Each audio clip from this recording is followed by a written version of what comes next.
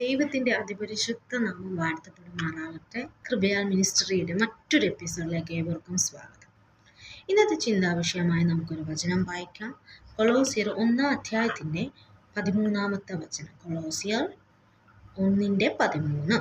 ഇരുട്ടിൻ്റെ അധികാരത്തിൽ നിന്ന് വിടുവിച്ചു തൻ്റെ സ്നേഹസ്വരൂപനായ പുത്രൻ്റെ രാജ്യത്തിലാക്കി വയ്ക്കുകയും ചെയ്ത പിതാവിന് സന്തോഷത്തോടെ സ്തോത്രം ചെയ്യുന്നവരാകുന്നു. ഹല്ലേലൂയ.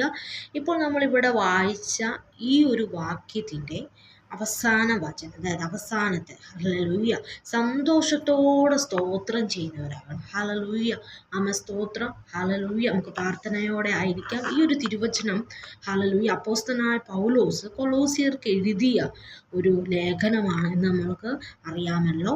ഇതിലെ തിരുവചനം നമ്മൾ എന്താണ് വായിച്ചത്? അതായത് നമുക്ക് സന്തോഷത്തോടെ സ്തോത്രം ചെയ്യുന്നവരാണ്. ഹല്ലേലൂയ. സ്തോത്രം. നമ്മളെല്ലാവരും സ്തോത്രം ചെയ്യുന്നവരാണ് അല്ലേ? ഒരുപക്ഷം അല്ലെങ്കിൽ ഒരു കൂട്ടം വിശ്വാസികൾ അല്ലെങ്കിൽ ഒരു ഭൂരിപക്ഷം നമ്മൾ എടുത്തു കഴിഞ്ഞാൽ എല്ലാ ദൈവത്തെ അറിയുന്ന വിശ്വാസികൾ എന്ത് ചെയ്യും? ദൈവത്തെ സ്തോത്രം ചെയ്യുന്നവരുണ്ട്. ഹല്ലേലൂയ. പക്ഷെ എനിക്ക് നിങ്ങളോട് ചോദിക്കാനുള്ളൊരു ചോദ്യം, നിങ്ങൾ എല്ലായ്പ്പോഴും നിങ്ങൾ സന്തോഷത്തോടെ ദൈവത്തെ സ്തുതിക്കുന്നുണ്ടോ? അതീവ സന്തോഷത്തോടെ ദൈവത്തിന് സ്തോത്രം ചെയ്യുന്നുണ്ടോ? ഇപ്പോൾ ചില സാഹചര്യങ്ങളിൽ നമുക്ക് എന്ത് ചെയ്യത്തില്ല, നമുക്ക് സ്തോത്രം ചെയ്യുവാൻ കഴിയാത്ത സാഹചര്യങ്ങളില്ലേ? ചിലപ്പോൾ ചില മനപ്രയാസങ്ങൾ, ചിലപ്പോൾ ഒരു നിരാശകളുടെ അനുഭവങ്ങൾ, അതികഠിനമായ കഷ്ടതയുടെ അനുഭവത്തിലൂടെ നമ്മൾ പോകുമ്പോൾ, അല്ലെങ്കിൽ നമുക്ക് ഭാരങ്ങൾ പ്രയാസമൊക്കെ അല്ലേ വരുന്ന സാഹചര്യങ്ങളിൽ ചില സിറ്റുവേഷൻസിന് നമുക്ക് എന്ത് ചെയ്യാൻ പറ്റത്തില്ല, ദൈവത്തെ അതീവ സന്തോഷത്തോടെ സ്തുതിക്കുവാൻ കഴിയാത്തവരല്ലേ നമ്മൾ പലപ്പോഴും. സ്തോത്രം. അതായത് നമ്മൾ പലപ്പോഴും നമ്മുടെ തലമുറകളെ കണ്ട് സന്തോഷിക്കാറുണ്ട് അല്ലേ? ദൈവമേ, എനിക്ക് നീ ഇത്രയും നല്ലൊരു തലമുറകളെ തന്ന ദൈവമേ, അതിനായി ഞാൻ നിനക്ക് സ്തോത്രം ചെയ്യുന്നു. എനിക്ക് ഇത്രയും നല്ലൊരു വീട് നൽകി, അതിനായി ഞാൻ നിനക്ക് സ്തോത്രം ചെയ്യുന്നു. എനിക്ക് എൻ്റെ വിദ്യാഭ്യാസം ദൈവമേ ഇത്രത്തോളം അങ്ങ് അനുഗ്രഹിച്ചു, അതിനായി ഞാൻ അങ്ങേ സ്തോത്രം ചെയ്യുന്നു അല്ലേ? സന്തോഷകരമായ ദൈവം തരുന്ന നന്മകളെ ഓർത്ത് സ്തോത്രം ചെയ്യുന്നവരാണ് നമ്മൾ അല്ലേ? അത് ഏറ്റവും നല്ലൊരു കാര്യം. ദൈവം നമുക്ക് ചെയ്ത ചെറുതും വലുതുമായ എല്ലാ നന്മകൾക്കും നമ്മൾ സ്തോത്രം ചെയ്യുന്നവരാകുന്നത് വളരെ ഇമ്പോർട്ടൻ്റ് ആണ് അല്ലേ? അതുപോലെ തന്നെ ഒരു ക്രിസ്തീയ വിശ്വാസി അതൊരു ഭാഗം നമുക്ക് ദൈവത്തിന് സ്തോത്രം ചെയ്യാം, ദൈവം തന്ന നന്മകൾക്കും എല്ലാം സ്തോത്രം ചെയ്യും. പക്ഷേ പൗലോസ് ഇവിടെ എടുത്തു പറയുന്ന ഒരു കാര്യം എന്താണെന്ന് അറിയാം. നമ്മൾ എന്തിനാണ് അതീവ സന്തോഷത്തോടെ നമ്മൾ സ്തോത്രം ചെയ്യേണ്ടത്? സ്തോത്രം. ഹല്ലേലൂയ. ഇരുട്ടിൻ്റെ അധികാരത്തിൽ നിന്ന് വിടുവിച്ച് തൻ്റെ സ്നേഹസ്വരൂപനായ പുത്രൻ്റെ രാജ്യത്തിലാക്കി വെച്ച് നമ്മൾ ഓരോരുത്തരും അല്ലേ, പാപത്തിൻ്റെ ചേറ്റിൽ കിടന്ന നമ്മൾ ഓരോരുത്തരും എന്ത് ചെയ്തു? തൻ്റെ സ്നേഹസ്വരൂപനായ പുത്രൻ്റെ രാജ്യത്തിലാക്കി വെച്ച ദൈവത്തെ ഓർത്ത് നമുക്ക് എന്ത് ചെയ്യാം? അതീവ സന്തോഷത്തോടെ ദൈവത്തെ സ്തോത്രം ചെയ്യും അല്ലേ? പാപം ചെയ്ത് വഷളത്വം പ്രവർത്തിച്ച് കിടന്ന ഈ ലോകത്തിൽ സ്തോത്രം, കർത്താവായ യേശു ക്രിസ്തു ഈ ലോകത്തിൽ വന്നു. എന്തിനാണ്? നമ്മുടെ പാപങ്ങൾക്ക് വേണ്ടി, നമുക്ക് വേണ്ടി ഒരു പകരക്കാരനായി ഈ ലോകത്തേക്ക് ദൈവം വന്നു. ഹല്ലേലൂയ. സ്തോത്രം. സ്തോത്രം. നമുക്ക് എങ്ങനെ ഇത് ഓർക്കുമ്പോൾ ദൈവത്തെ സന്തോഷത്തോടെ സ്തോത്രം ചെയ്യാതിരിക്കാൻ കഴിയും? ഹല്ലേലൂയ.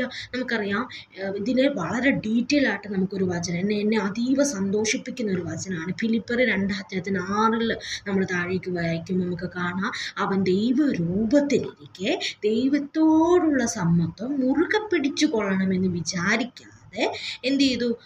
ദാസരൂപമെടുത്തു. ഹല്ലേലൂയ. ആർക്ക് വേണ്ടി? നമുക്ക് വേണ്ടി അല്ലേ? ദൈവരൂപത്തിലിരിക്കുന്ന ദൈവം ദാസരൂപമെടുത്തു. ആർക്ക് വേണ്ടിയാണ്? നമുക്ക് ഓരോരുത്തർക്കും വേണ്ടി. മനുഷ്യ സാദൃശ്യത്തിൽ ആർക്ക് വേണ്ടി? നമുക്ക് ഓരോരുത്തർക്കും വേണ്ടി മനുഷ്യനായി വിളങ്ങി, തൻ്റെ വേഷത്തിൽ തന്നെത്താൻ ഒഴിച്ചു മനുഷ്യനായി വിളങ്ങി. ഹല്ലേലൂയ.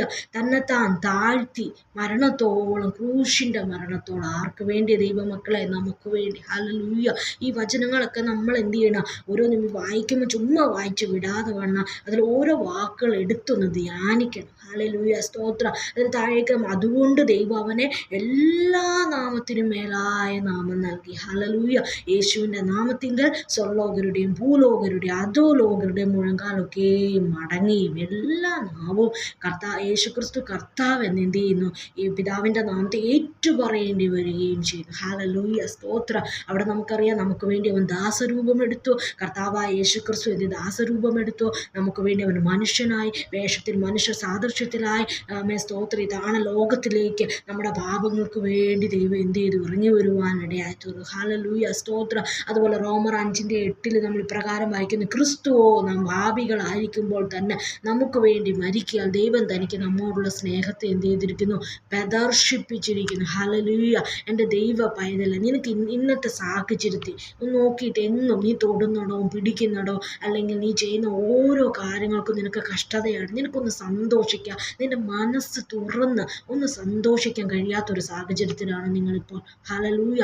അങ്ങനെയുള്ളവർ എന്നെ കേട്ടുകൊണ്ടിരിക്കുന്നുണ്ടോ? ഹല്ലേലൂയ. തൊടുന്നുണ്ടോ, നോക്കുന്നുണ്ടോ, എല്ലാം കഷ്ടതകൾ, ഒരു സന്തോഷിക്കാനില്ല. എവിടെ നോക്കിയാലും കഷ്ടതകൾ.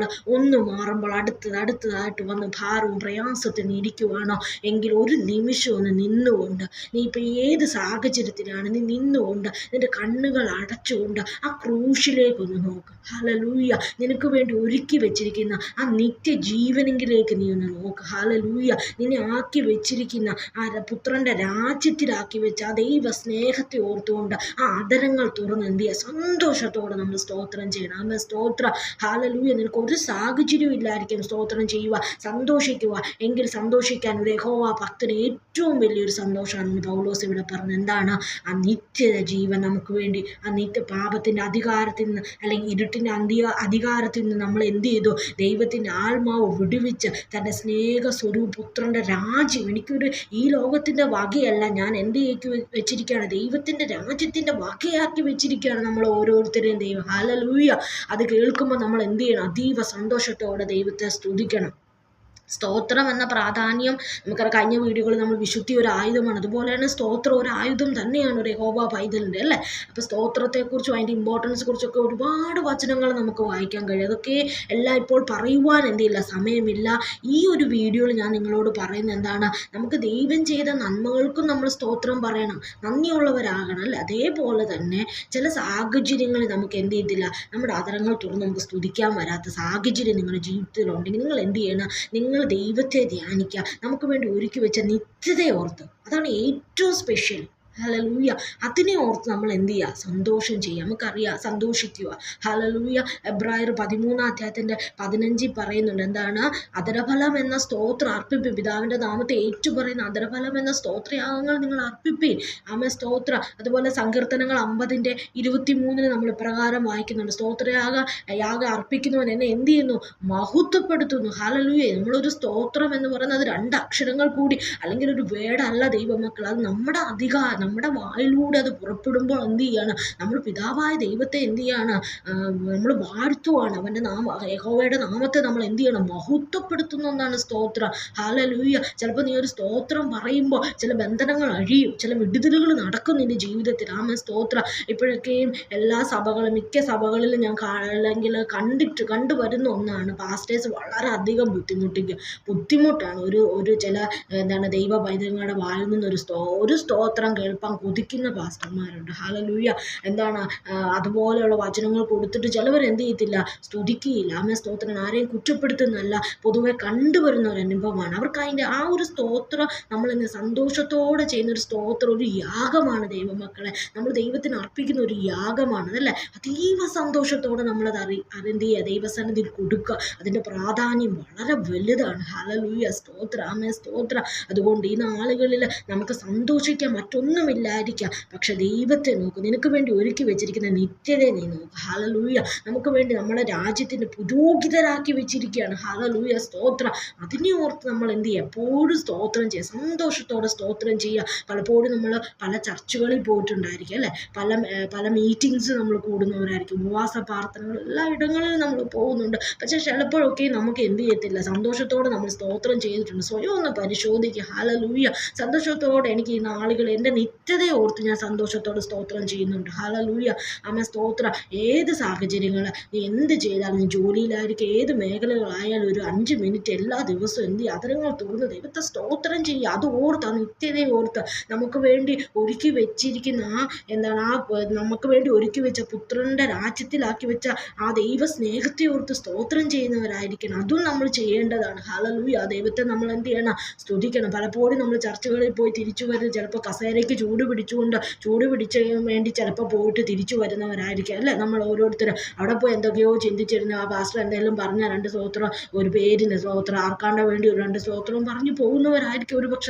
നമ്മളെ തന്നെ ഒന്ന് പരിശോധിക്കുക. നമ്മൾ കസേരയ്ക്ക് ചൂട് പിടിക്കുക വന്നവരല്ല ദൈവമക്കളെ. നമ്മൾ ദൈവത്തെ സത്യത്തിലും ആത്മാവിലും ആ ദൈവ സ്നേഹത്തെ ഓർത്ത് നമുക്ക് വേണ്ടി കാൽവറി ഒരുക്കി വെച്ചിരിക്കുന്ന നിത്യജീവനെ ഓർത്ത് നമുക്ക് സന്തോഷത്തോടെ സ്തോത്രം ചെയ്യാം. അപ്പം എനിക്ക് ഇത്രയേ പറയാനുള്ളൂ. ചില സാഹചര്യങ്ങളിൽ നീ തലമുറയെ നോക്കി, നിന്റെ സകല സാഹചര്യം നോക്കി നിനക്കൊരു സന്തോഷത്തോടെ സ്തോത്രം പറയാനില്ല എങ്കിൽ ഒരു ദൈവ പൈതൽ സ്തോത്രം പറയേണ്ട ഏറ്റവും ഇമ്പോർട്ടൻ്റ് ആയിട്ടുള്ള ഒരു കാര്യം നമുക്ക് വേണ്ടി ഒരുക്കി വെച്ച് നിത്യജീവനെ ഓർത്ത് സന്തോഷത്തോടെ നമുക്ക് സ്തുതിക്കാം. പൗലോസ് അതാണ് ഇവിടെ നമുക്ക് കാണിച്ചു തന്നേക്കുന്ന ഈ വചനത്തിലൂടെ. ഹല്ലേലൂയ. താഴേക്ക് നമ്മൾ വായിക്കുമ്പോൾ അവിടെ വീണ്ടും കാണാം എന്താണ് അവൻ ദൃശ്യമായതും അദൃശ്യമായതും കർത്തൃത്വങ്ങളാട്ടെ വാഴ്ചകളാട്ടെ അവൻ സകലത്തിനും ആധാരമായിരിക്കുന്നു, സകലത്തിനും ആദ്യനായിരിക്കുന്നു. അങ്ങനെ ഒരു ദൈവത്തിൻ്റെ സന്നിധിയിലാണ് നമ്മൾ ഇരിക്കുന്നത്. അപ്പോൾ ആ സ്തോത്രം അതിൻ്റെ മഹത്വത്തോടെ കൂടെ നമുക്ക് അർപ്പിക്കാം.